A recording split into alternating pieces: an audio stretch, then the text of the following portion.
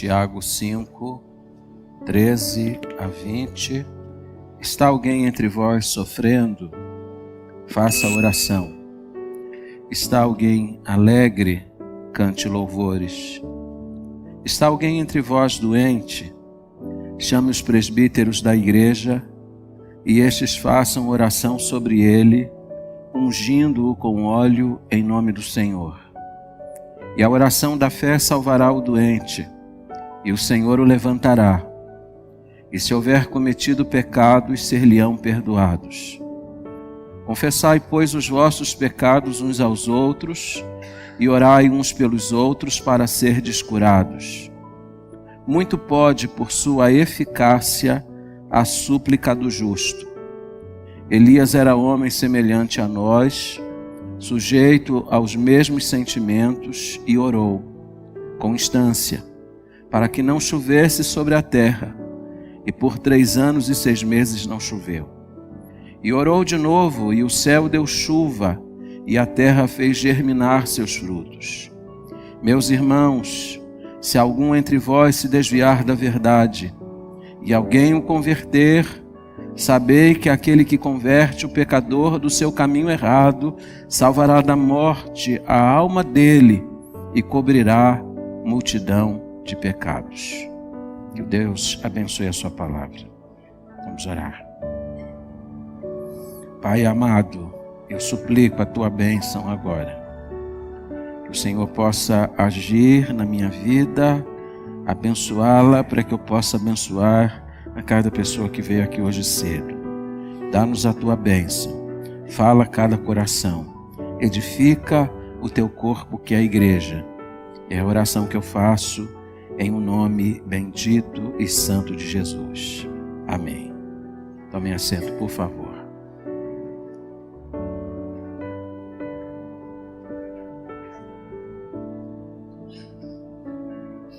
Note que neste parágrafo que acabamos de ler, Tiago menciona a oração nada menos do que 7 vezes. Portanto, a oração é o tema dominante desta passagem. E não é de admirar, porque Tiago era um homem afeito a uma vida de oração. Os relatos da sua época indicam que ele passava longos tempos orando. Alguns historiadores chegam a dizer que seus joelhos eram extremamente calejados pelos tempos que ele passava prostrado na presença de Deus em oração. E talvez seja por isso mesmo que os limites deste livro seja exatamente a oração. Tiago inicia o livro com este assunto e termina este livro com o mesmo assunto. A oração é o tema dominante deste livro. Qual é a importância de olharmos para esta passagem?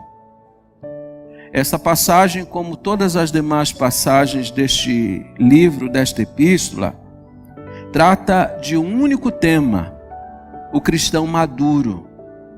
Como que é o cristão maduro? Como que se vive uma vida plena? Como que se experimenta uma vida espiritual robusta? Dentre tantos temas que Tiago vai apresentar aqui, ele diz que o cristão maduro é aquele que tem uma vida plena de oração, que enfrenta a vida, os problemas, as vicissitudes diárias, não com murmuração, não com inquietação, não com queixume, mas na presença de Deus, sempre orando. Então, com base nisso, nós vamos tratar desta matéria hoje. Note você que neste texto da Bíblia, Tiago não se limita a dizer que nós devemos orar, mas ele também diz por aquilo que devemos orar. Ele indica o assunto, ou os assuntos que devem dominar a nossa oração. E há pelo menos 4 assuntos pelos quais ele diz que nós devemos orar. Primeiro assunto: devemos orar por aqueles que passam por problemas. Essa é a primeira indicação que ele nos dá. Verso 13. Está alguém entre vós sofrendo? O que deve fazer? Faça oração. E ele diz isto porque você sabe que a tendência natural nossa, quando atravessamos dificuldades, quando enfrentamos grandes problemas na nossa vida, quando enfrentamos decepções, a tendência nossa é que a gente se renda aos queixumes, às murmurações. E quanta gente não fica assim, amarga, azeda. Mas ele diz, se você está passando um tempo difícil da sua vida, dedique esse tempo para orar. A oração é a melhor resposta para um tempo difícil da vida. Então a oração é a primeira indicação que Tiago vai nos dar nesta passagem. E veja que Tiago vai nos dizer algo aqui maravilhoso.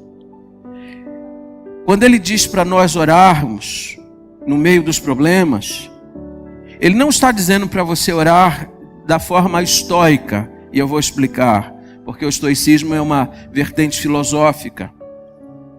No estoicismo dizia o seguinte: quando você enfrentava um problema, você tinha que ficar resignado ao problema.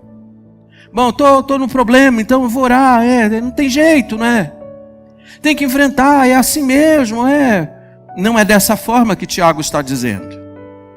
Não é simplesmente como quem passa por uma dificuldade e fica sofrendo e resignado no sofrimento. Tiago, quando diz para você, se você está enfrentando um problema e você deve orar no meio desse problema, ele não está dizendo apenas ore, mas ele está inserindo aqui algumas ideias que são preciosas para esse tempo. Por que você precisa orar no meio do sofrimento? Você deve orar no meio do sofrimento pedindo graça ao Senhor para não sucumbir. E você deve pedir algo ainda mais sublime.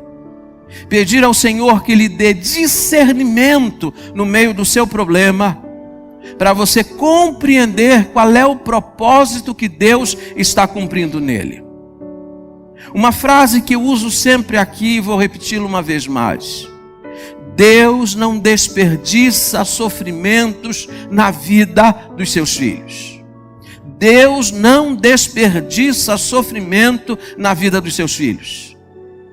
Se Deus está permitindo uma adversidade, se Deus está permitindo um problema, se Deus está permitindo uma enfermidade, se Deus está permitindo uma circunstância qualquer difícil que você não sabe como resolver, você precisa compreender que algum propósito Deus está tendo nisto.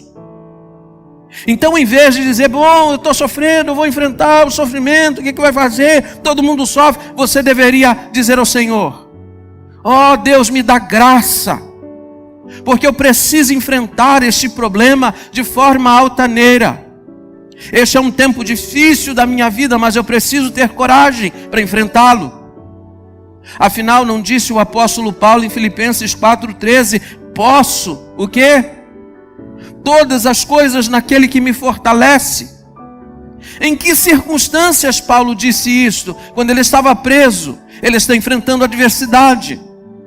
Mas ele diz que está enfrentando isso com coragem, com galhardia, e essa coragem vem de Deus.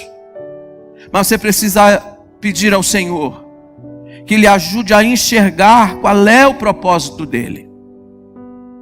Porque a Bíblia diz em Romanos 8:28 que todas as coisas cooperam para o bem daqueles que amam a Deus.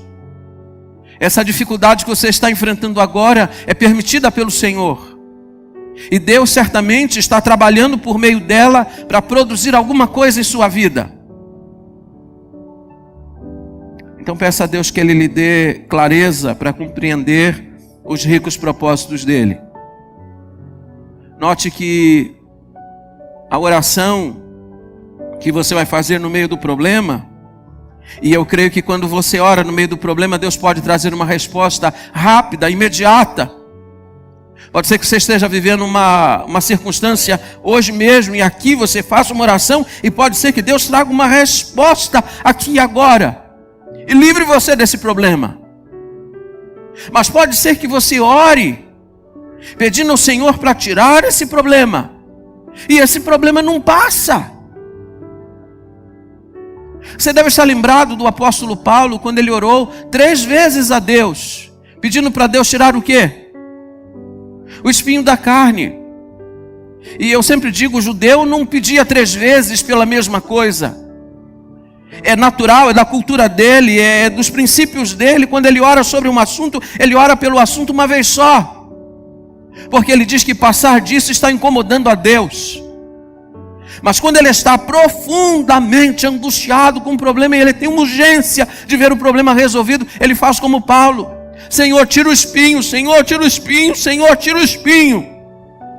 Mas Deus não tirou o espinho, porque às vezes é da vontade de Deus tirar e às vezes não é. Mas uma coisa você precisa saber, que quando Paulo orou sobre este assunto, sobre este problema, o Senhor lhe deu graças para enfrentá-lo. O Senhor disse a ele: eu não vou tirar o espinho, mas saiba de uma coisa, a minha graça te basta, porque o meu poder se aperfeiçoa na fraqueza. O Senhor Jesus estava no Getsêmani, e o Senhor Jesus também repetiu este pedido: Pai, se é possível, passa de mim este cálice. Esta era a vontade dele, esta era a urgência dele, mas o Pai não tirou. Ele teve de bebê-lo, e ele teve de bebê-lo até a última gota. Mas sabe, o Senhor lhe deu graça, o Senhor lhe deu conforto, o Senhor o sustentou para que ele chegasse à cruz e rendesse a sua vida por nós. Se você está enfrentando um problema, se você está enfrentando uma adversidade, ore, faça a oração como diz Tiago. Os tempos de adversidades da nossa vida devem ser tempos pontuados, marcados pela oração. Mas eu repito, não por aquela oração estoica, mas a oração de quem pede coragem para enfrentar o problema, e a oração de quem pede a Deus discernimento para compreender os seus ricos propósitos. Está enfrentando um problema? Essa é a recomendação do apóstolo: ore. Mas veja que Tiago prossegue. Por favor, projeta no texto o texto completo agora. Vamos juntos lê-lo. Está alguém entre vós sofrendo? Faça oração. Está alguém alegre? Cante louvores. Sabe o que eu aprendo quando eu leio este verso, e agora na sua inteireza? Que dentro de uma comunidade como esta, que dentro de uma igreja como esta, ou aqui mesmo nesta reunião, nós temos pessoas vivendo situações diferentes. É possível que nós tenhamos gente aqui chorando por causa de um problema, orando por causa de um problema. Mas é possível que nós encontremos aqui alguém cantando louvores porque o problema foi resolvido. As situações são diferentes para um e para outro.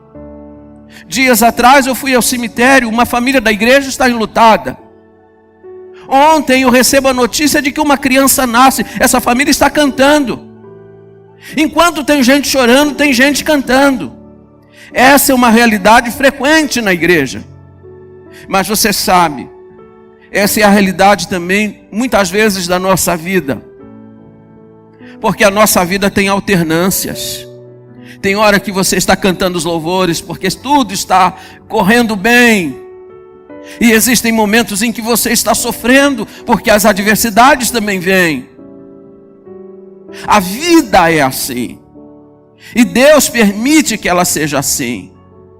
Sua vida nunca vai ser inteiramente de louvores, de momentos alegres, porque Deus sabe que isso não traria nenhuma contribuição à sua vida. Nós crescemos no meio dos problemas. Nós amadurecemos no meio das adversidades. Nós crescemos na compreensão de Deus e dos seus propósitos quando Ele permite circunstâncias difíceis. Mas Deus também sabe que Ele não poderia só permitir a você sofrimento, porque isso desanimaria você, isso destruiria você. Então o que Ele faz? Ele vai contrabalançando, Tempos alegres, tempos difíceis, tempos alegres, tempos difíceis, para que a sua vida tenha equilíbrio. E se você agora está cantando louvores, pode ser que daqui a pouco você enfrente uma dificuldade. Mas se você está enfrentando uma dificuldade, saiba, Deus há de ter misericórdia, Ele vai trazer um tempo novo para a sua vida. Mas deixa eu lhe dizer uma coisa. Numa comunidade como essa, numa igreja como esta, agora mesmo nós temos gente alegre e temos gente triste. O que deveríamos fazer por aqueles que estão tristes? Por aqueles que estão chorando, perda de um ente querido? Nós temos gente na nossa congregação, na nossa igreja, que está preocupada porque está olhando o vislumbre de um diagnóstico.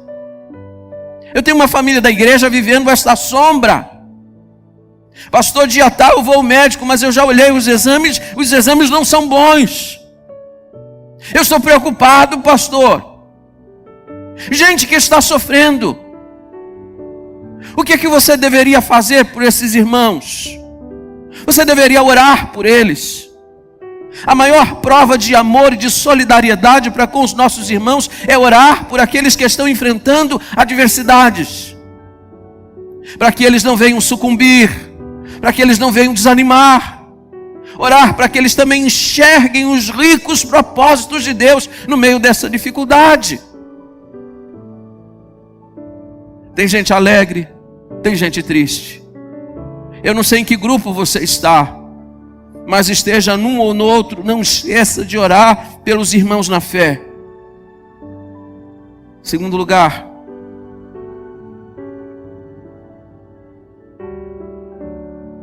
sim, pode deixar, volta, por favor. Uma verdade ímpar, antes de eu pular para o ponto seguinte, é que há um diferencial na vida do crente. Eu acho isso extraordinário, porque algumas vezes a gente passa por problemas, e às vezes problemas muito graves, mas ao crente é dado uma capacidade que não é dada a nenhum outro ser, que é a capacidade de cantar, de louvar e de se alegrar no Senhor nas adversidades. Você vai encontrar vários exemplos na Bíblia. Você vai encontrar Paulo e Silas no cárcere em Filipos, com os pés e as mãos presos a troncos, com o corpo açoitado e ferido, mas à meia-noite Paulo e Silas faziam o quê? Diz Atos 16. Oravam e cantavam louvores a Deus. No meio da adversidade o crente consegue se alegrar no Senhor. O Senhor Jesus Cristo celebrou a ceia pascal com os discípulos, anunciou para eles a sua morte que estava se avizinhando, mas diz a Bíblia que quando ele terminou a reunião do cenáculo, eles cantaram um louvor ao Senhor, cantaram hinos do Halel, celebraram na presença de Deus. O crente tem essa capacidade. E agora veja esse verso da Bíblia, Jó 35:10. Vamos juntos? O nosso Deus inspira canções de louvor nas noites escuras. Será que você já teve uma noite mais escura do que Jó? Que perdeu os filhos, a saúde, perdeu os bens, perdeu os amigos e possivelmente até o casamento. Mas este homem é capaz de, no meio das adversidades, dizer: o nosso Deus, Ele inspira canções até nas noites escuras. Você está sofrendo hoje? Aprenda a louvar o Senhor. Aprenda que o crente tem a capacidade de se alegrar em Deus, mesmo no meio das mais terríveis adversidades. Quarta-feira nós cantamos aqui o hino 398. Se paz a mais doce me deres gozar, se dor a mais forte sofrer, ó seja o que for, eu sou o quê? Feliz com Jesus, meu Senhor. Quem não conhece a história do hino, imagina que quem compôs o hino estava com o coração cheio de contentamento pelas bênçãos e vitórias da vida. Mas o advogado Horácio Spafford estava em Londres quando ele recebeu um telegrama porque sua esposa e suas filhas haviam embarcado num vapor. E ele em casa recebe um telegrama dizendo assim: suas filhas acabaram de morrer. Imediatamente ele, que era um homem rico, entrou num outro vapor e disse ao homem que comandava o navio: eu quero que você me leve ao lugar onde as minhas filhas naufragaram. E quando ele chegou exatamente no lugar onde o navio havia afundado com suas filhas, ele compôs este hino: se paz a mais doce me deres gozar. E ele declara: eu sou feliz com Jesus, meu Senhor, não é na circunstância, mas no Senhor. O nosso Deus inspira canções de louvor nas noites escuras. Está sofrendo? Ore. Mas saiba, Deus também lhe dará capacidade, se você o buscar, para louvar o nome dEle. Eu gosto muito, irmãos, da história do rei Josafá, quando disseram para ele que os exércitos inimigos vinham, e ele preparou o povo, e preparou um coral, e o coral só cantava: rendei graças ao Senhor, porque Ele é bom, rendei graças porque Ele é bom. E diz a Bíblia que no meio daquele problema, enquanto eles cantavam, o Senhor foi desbaratando seus inimigos. Cante nas noites escuras, louve ao Senhor no meio das adversidades. Agora sim, o ponto 2. Primeiro, nós devemos orar por aqueles que estão. Por aqueles que estão o quê? Enfrentando o quê? Problemas. Então devemos orar pelos irmãos que sofrem. Mas segundo Tiago diz que nós devemos orar por aqueles que estão o quê? Doentes. Projeta o texto para mim, por favor. Verso 14 e 15 diz assim: está alguém entre vós doente? Chame os presbíteros da igreja, e estes façam oração sobre ele, ungindo-o com óleo em nome do Senhor. E a oração da fé salvará o enfermo, e o Senhor o levantará. E se houver cometido pecados, ser-lhe-ão perdoados. Há 4 perguntas que nós precisamos fazer diante destes 2 versos que acabamos de ler. Primeira pergunta que a gente deve fazer é essa. Aliás, o enfermo deve fazer. Qual é a pergunta que ele tem que fazer? Ele tem que fazer uma pergunta a seguinte: será que essa enfermidade que eu estou enfrentando advém de algum pecado? O enfermo precisa fazer essa oração, irmãos.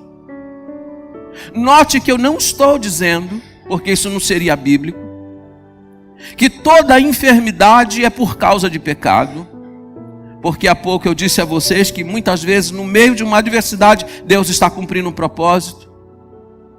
João 9, Jesus passa por um cego de nascença, os discípulos perguntam: quem pecou, foi ele ou foi seus pais? O que é que Jesus respondeu? Nem ele nem seus pais. Isso aí é para a glória de Deus. Deus vai cumprir um propósito nisso. Então existem algumas enfermidades que Deus permitirá para cumprir um propósito. Mas vocês também não podem negar, e isso é irrefutável à luz da palavra, que algumas enfermidades que acometem os crentes são de natureza espiritual, advém de algum pecado cometido. Quer um exemplo? Se vocês abrirem em 1 Coríntios capítulo 11, quando Paulo trata da ceia, Paulo termina dizendo para aqueles irmãos que por causa da desordem na ceia, porque eles não discernem o momento e o corpo do Senhor, ele diz: é por isso que há no meio de vós muitos fracos e doentes, e alguns até que já morreram. Aquelas enfermidades lá eram de natureza espiritual. São as doenças que nós chamamos de doenças ramartiagênicas. São doenças oriundas de pecado. João 5, Jesus vai ao tanque de Betesda. Tem um enfermo lá, 38 anos. Jesus pergunta para ele: você quer ser curado?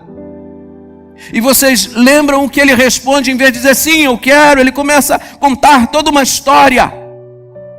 As mágoas, as decepções que ele tinha com as pessoas.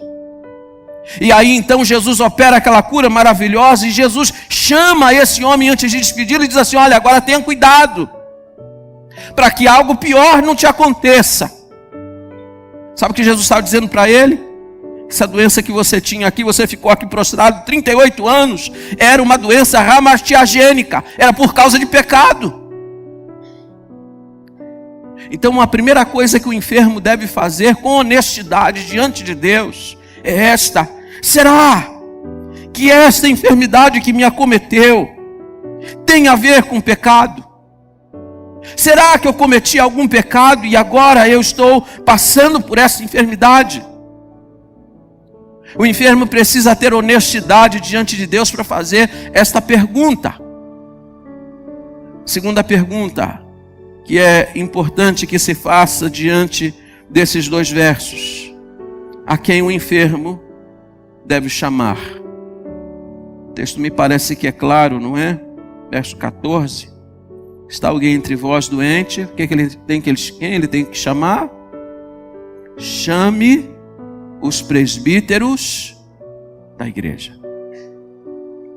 Este irmão que acerca de quem, ou esta pessoa acerca de quem Tiago está escrevendo, é alguém que reconhece a autoridade espiritual dos líderes da igreja.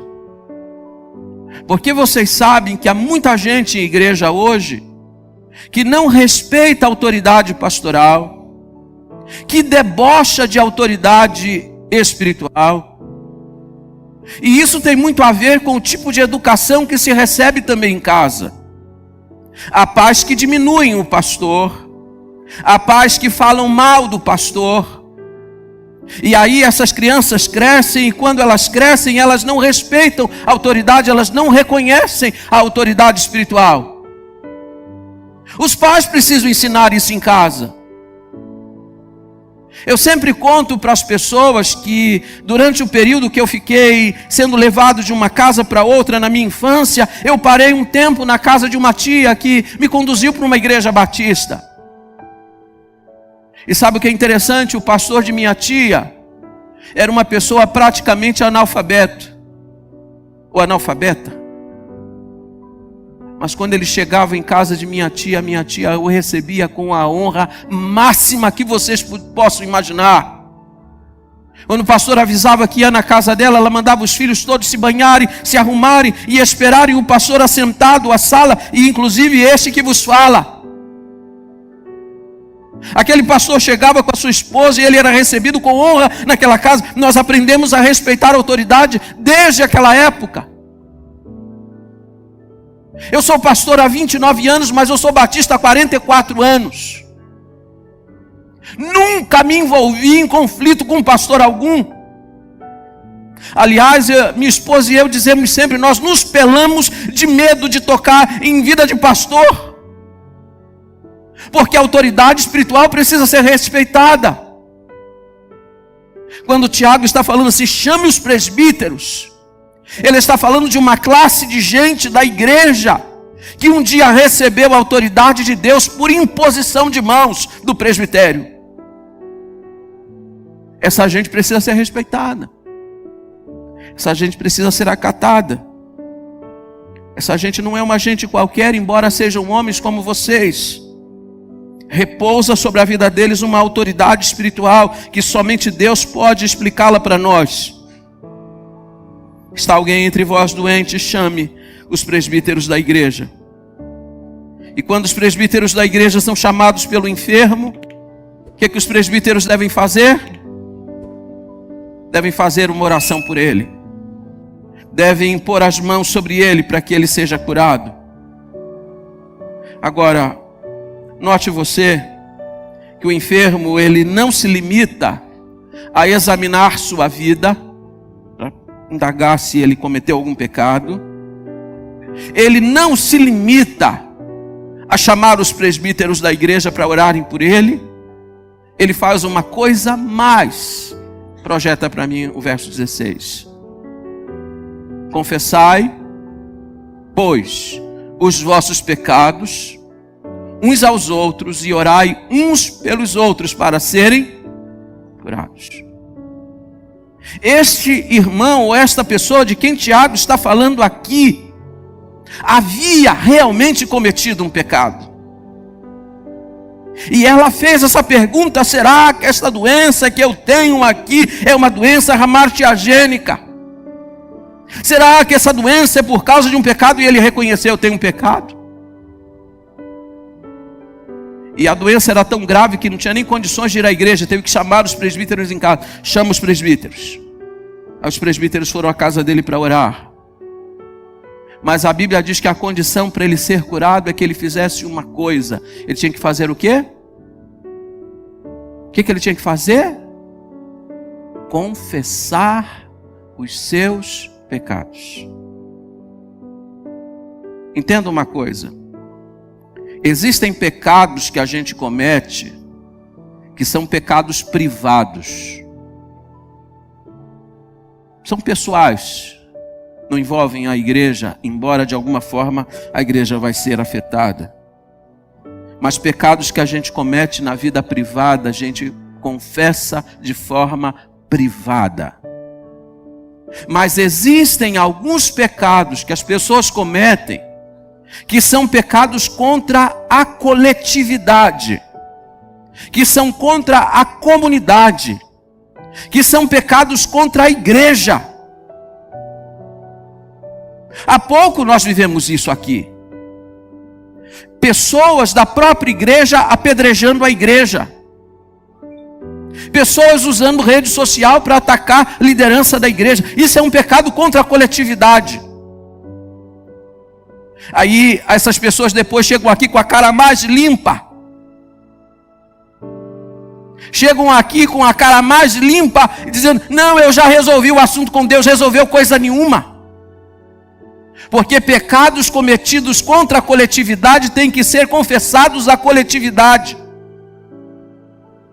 Essas pessoas deveriam ter a coragem, a honestidade de chegarem aqui à frente e dizer para os irmãos: eu quero pedir o perdão de vocês porque eu cometi um pecado contra a comunidade.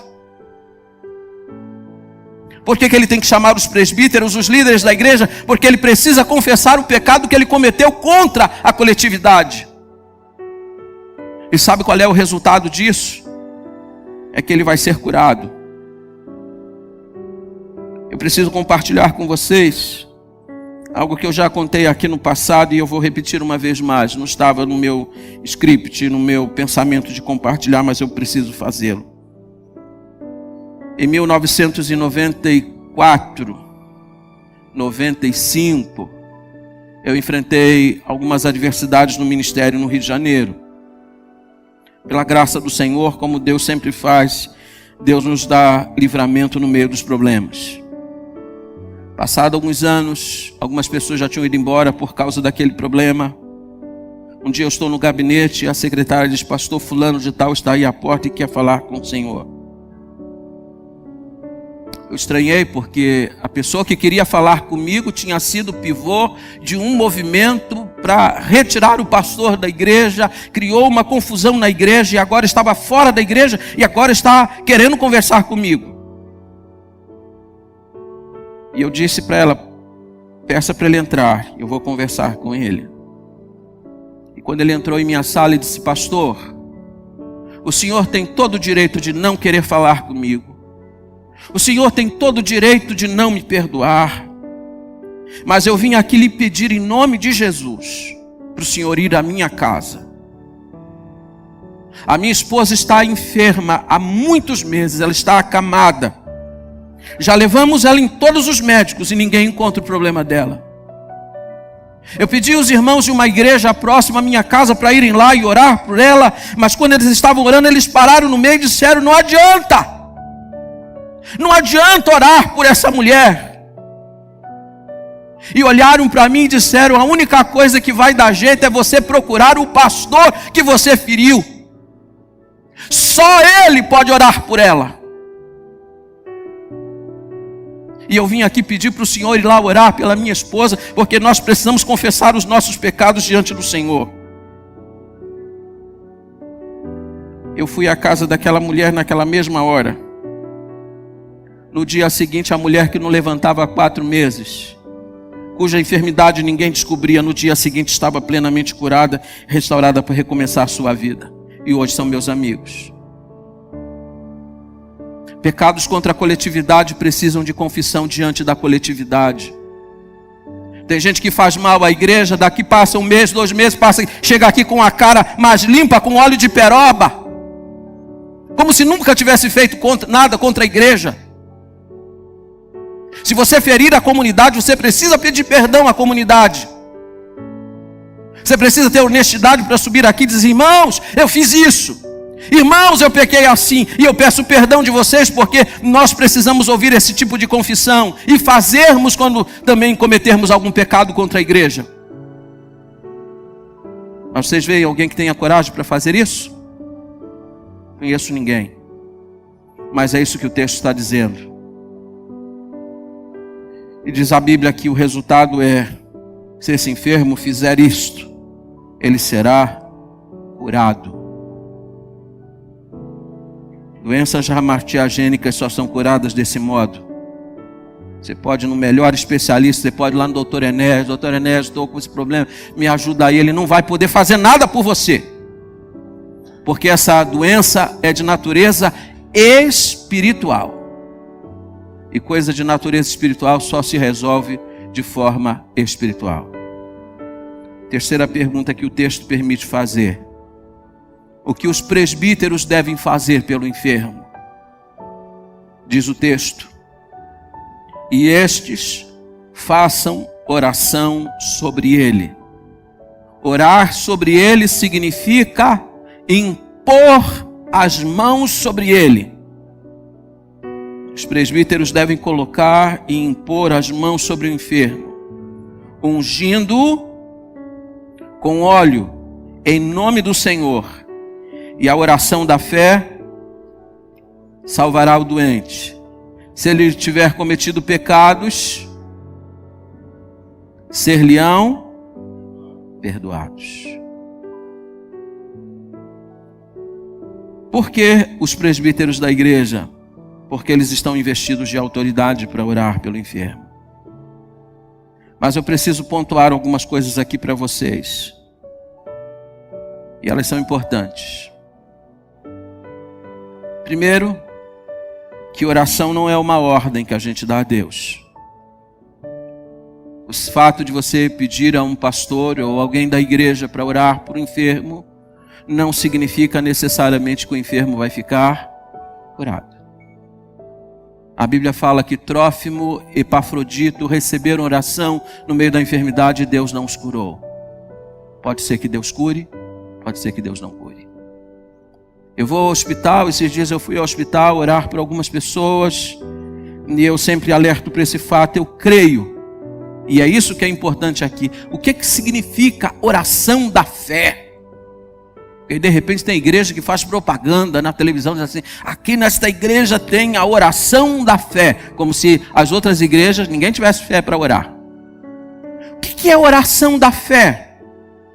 Oração da fé é aquela que repousa numa segurança de que Deus é poderoso, de que Ele é soberano, de que se Ele quiser Ele faz, de que se Ele quiser Ele cura, Ele levanta, Ele restaura.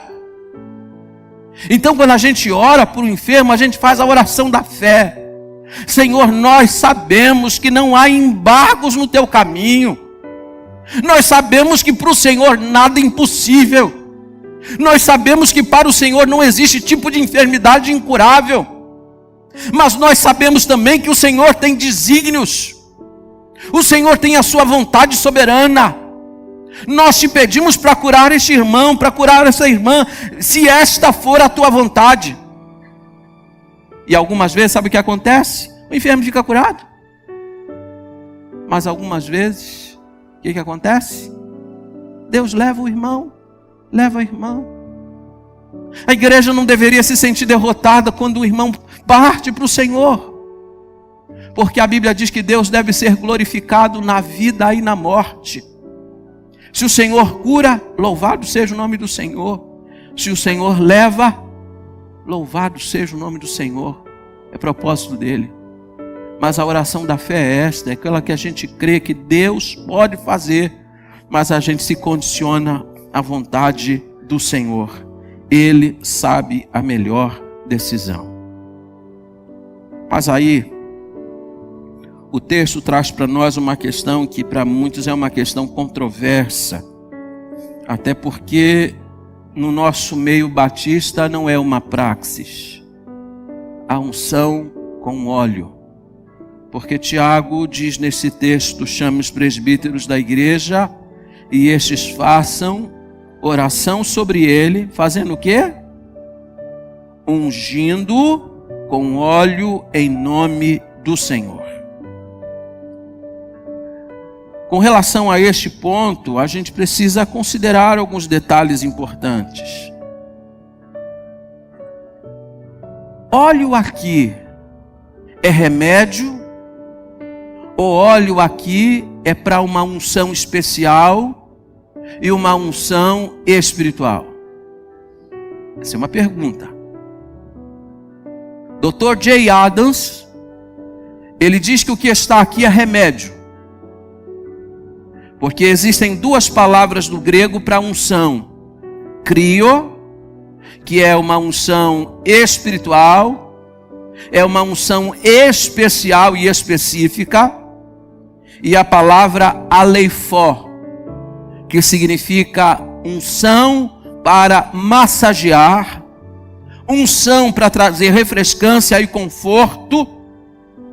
E quando Tiago diz assim, ungindo-o com óleo, ele não usa a palavra crio, ele usa a palavra aleifó. Então o Dr. J. Adams diz assim, o que Tiago está dizendo aqui é o seguinte: vai orar pelo enfermo, dê a ele o remédio e ore sobre ele. Oração mais remédio combinado vai trazer cura para o doente. Essa é a visão primeira. Mas eu também não posso, por honestidade, deixar de considerar um outro aspecto e um outro ponto de vista. Daqueles que afirmam, e vocês sabem que dentro das igrejas reformadas existe duas correntes, e nenhuma delas a gente pode atribuir heresia. Existe uma outra corrente que diz, não, o que está aqui é uma unção especial. Porque se fosse remédio, o que o doente tinha que chamar eram os médicos, eram os sanitaristas. Mas o que o doente chama são os pastores, são autoridades espirituais. Então quem está ungindo aqui não é médico, é pastor. Então o que Tiago está falando aqui é de uma unção especial. Outra alegação que se faz nessa corrente é que se para o doente ficar curado, ele precisa da unção com óleo mais a oração, ou seja, do remédio mais a oração, nós teríamos que concordar que todas as pessoas que não têm a Cristo, só com remédio elas não curariam. Será que a questão aqui é unção especial? Será que a questão aqui é remédio? Eu vou deixar esse pensamento para vocês, embora eu tenha uma convicção pessoal, mas não quero impô-la. A questão é a seguinte, e esse é o ponto nevrálgico desta palavra de Tiago. A ênfase do texto não está no óleo, a ênfase está na oração. O que cura o doente não é o óleo, o que cura o doente é a oração da fé. E é por isso que os enfermos aqui, a despeito de receberem unção com óleo, eles são curados. Porque a oração da fé é que salva, que cura, que restaura o doente. Mas no tocante a esse assunto eu só quero pensar alguns detalhes. Primeiro, Tiago não está falando em unção generalizada. Esses dias eu fui à casa de alguém, a pessoa falou, Senhor, você pode ungir minha casa, né? As igrejas, e isso é antibíblico, elas distribuem para os membros, para as pessoas que vão lá, um vidrinho com óleo. E aí é o pai, é a mãe, é o filho, todo mundo unge tudo. A Bíblia não fala disso. Quem unge aqui são os presbíteros. A Bíblia não está falando em unção pública, em culto como este. A unção aqui é feita onde? Na casa do doente, diante de um quadro específico em que ele está confessando o pecado. Outro fato importante aqui é que a unção está sendo feita não em coisas, não em objeto, mas em pessoa.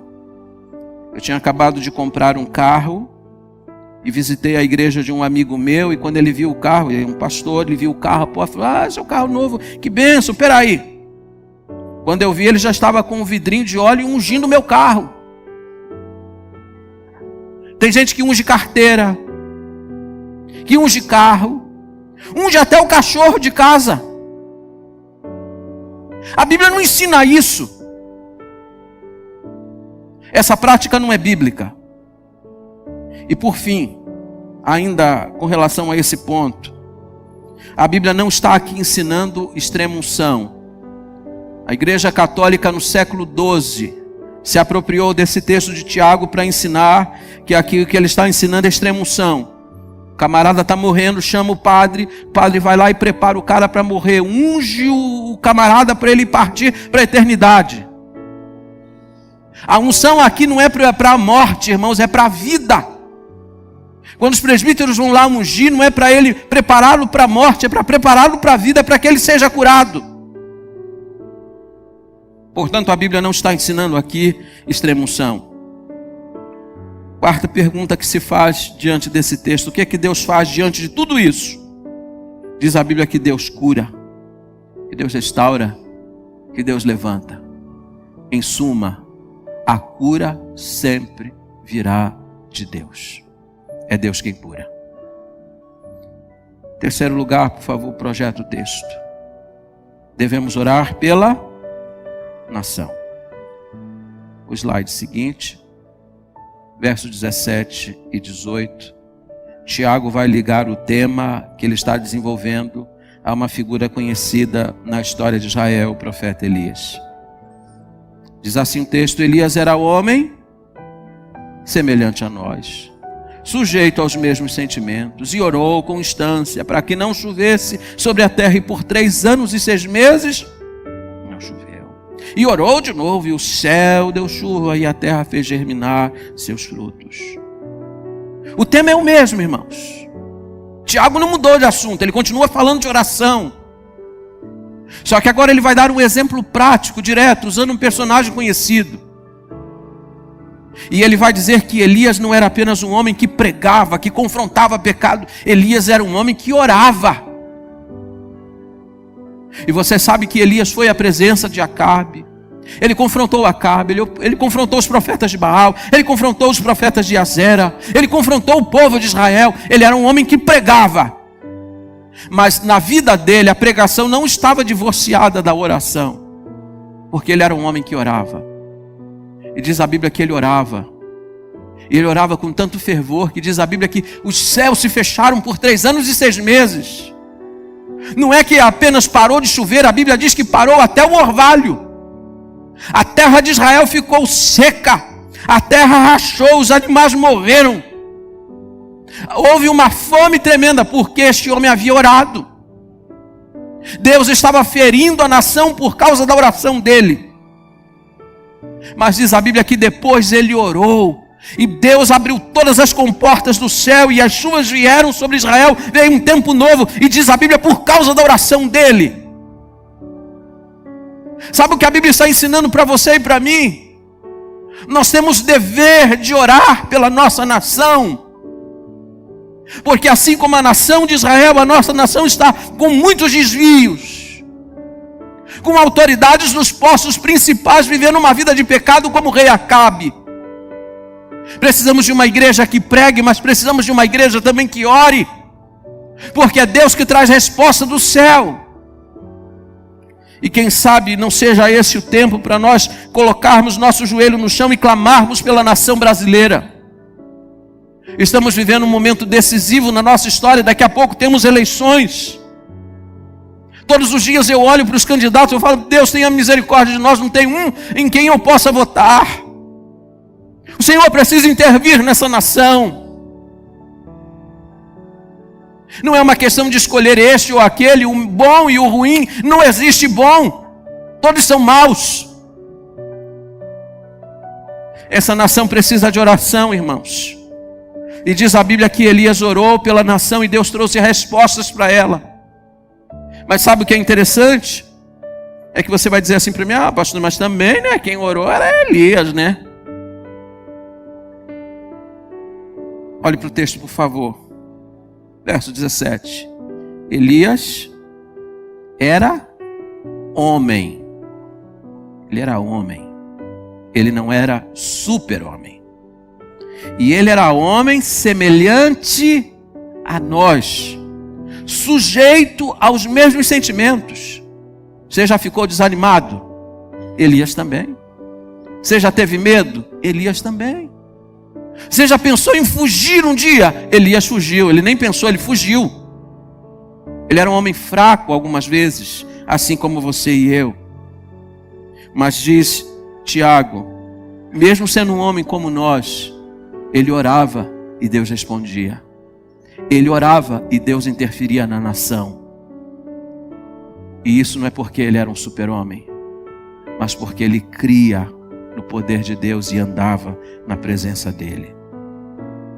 Por isso que diz o finalzinho do verso 16: muito pode, por sua eficácia, a súplica do justo. Justo aqui não quer dizer que Elias era impecável. Justo quer dizer que ele andava na presença de Deus. Portanto, se você anda na presença de Deus, ore. Deus vai mudar o curso dessa nação a partir da oração que você fizer. Quarto e último lugar, e eu vou finalizar com esse ponto. E é de verdade. É só esse ponto agora. Que de repente você está preocupado. Quarto lugar.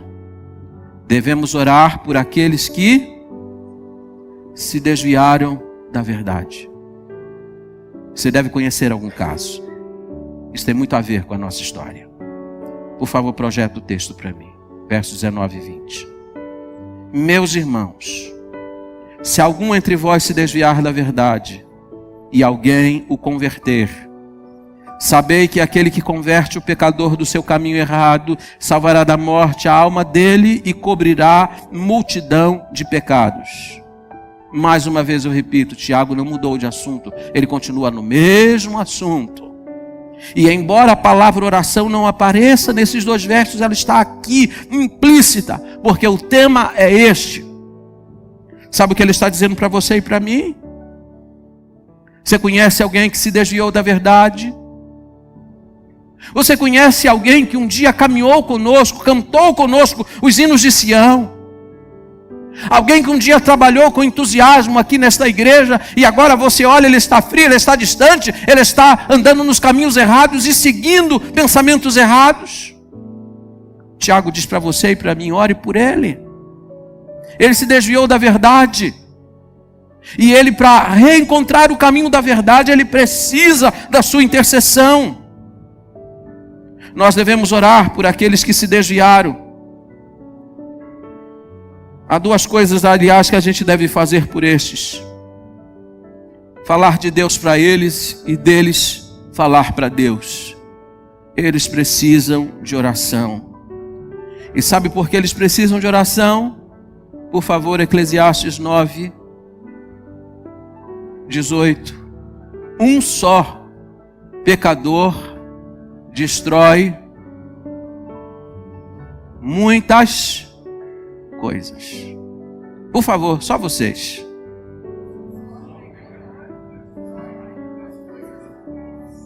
Um só pecador. Essa é uma das razões pelas quais você deve orar por alguém que se desviou da verdade. Porque uma pessoa desviada da verdade, ela pode destruir muitas coisas boas. Vou citar um exemplo para vocês, bíblico. Você deve estar lembrado de Pedro. Jesus está com ele à mesa. E Jesus olhou para Pedro e disse: Simão, Simão, eis que Satanás pediu para cirandar a tua vida. Mas eu roguei por ti para que a tua fé não desfaleça. Pedro está sendo advertido de um perigo, de uma queda. Pena que ele não atentou para as palavras de Jesus e caiu. Pedro ficou caído, desviado da verdade. Diz a Bíblia que depois que ele negou a Cristo 3 vezes, ele foi para Galiléia. E quando ele chegou na Galiléia, ele pegou o barco, pegou as redes e foi para o mar. Quando os condiscípulos olharam para ele e disseram: o que você vai fazer, Pedro? Disse assim: sabe uma coisa? Eu parei com esse negócio de discípulo, agora eu vou voltar para a pescaria. Eu vou voltar para a minha vida antiga, aquilo lá não funcionou. Você acha que os condiscípulos tentaram dissuadir Pedro dessa decisão? Lê do engano. Os condiscípulos disseram assim para ele: se você vai pescar, a gente vai com você. Se você vai voltar para a vida antiga, nós vamos voltar com você. Uma pessoa desviada da verdade é um perigo. Ela vai levar muita gente a se desviar com ela. Ela vai ser uma influência negativa na vida de outros. Um só pecador destrói muitas coisas boas. Por isso que a gente deve orar, para Deus trazer para a verdade aqueles que estão desviados dela. Porque de um jeito ou de outro sofrem e exercem influência sobre outros. Hebreus capítulo 2, versículo 1. Isso é um alerta para você e para mim. Você pode falar assim: graças a Deus eu nunca me desviei da verdade. Mas diz lá o autor de Hebreus: por esta razão, importa que nos apeguemos com mais firmeza às verdades ouvidas, para que delas jamais nos desviemos. Muitas coisas boas estão sendo ensinadas aqui. Muitas coisas boas estão sendo ensinadas aqui que não estão sendo ensinadas em lugar nenhum. Mas ele está dizendo para você e para mim: se apegue a estas verdades, não abra mão delas, para que delas você jamais se desvie, porque muita gente que está ouvindo o que vocês ouvem agora, já ouviram também, mas não se apegaram e se desviaram da verdade. A gente tem que colocar sempre a barba de molho, irmãos. E aí eu termino com a parte final desse verso 20. Porque ele diz assim, vou ler o verso 20. Sabei que aquele que converte o pecador do seu caminho errado, salvará da morte a alma dele. Veja, uma pessoa desviada está caminhando para a morte. E aí ele termina assim, e cobrirá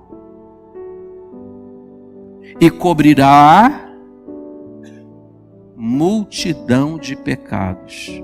O que Tiago quer dizer com isso?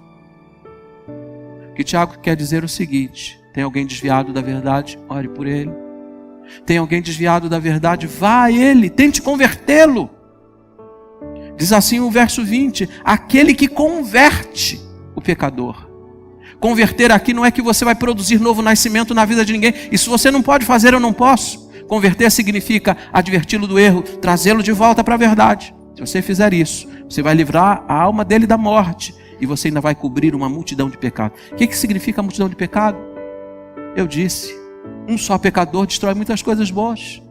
Uma pessoa desviada vai levar outras pessoas a se desviarem também. E aquelas que se desviarem por causa dele vão cometer alguns pecados, muitos pecados, uma multidão de pecados.